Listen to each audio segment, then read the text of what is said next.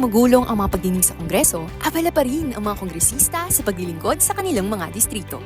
Isang halimbawa na rito, itong si Ate Mika ng Nueva Ecija na kinatawan ng Kamara sa unang distrito ng naturang probinsya at chairperson ng House Committee on Appropriations at miyembro ng Bicameral Conference Committee.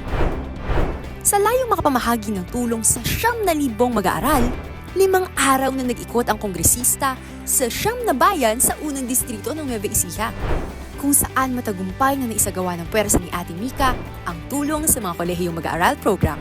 Kabilang sa nahandugan nito ay ang mga estudyante sa ilang mga barangay tulad ng Barangay Kabugaw at Dolores sa Santo Domingo, Barangay Inog Baliwag at San Alejandro sa Quezon, Barangay Cabileo, Kulumbitin at Landig sa Cuyapo. Kasama rin ang Barangay Ambassador Alzate Village sa Nampikuan. Ang sipag ni Ate Mika!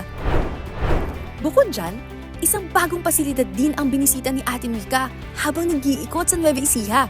Meron po akong gustong ipakita sa inyo at yun po ang napakagandang bagong Super Health Center dito po sa bayan ng Zaragoza.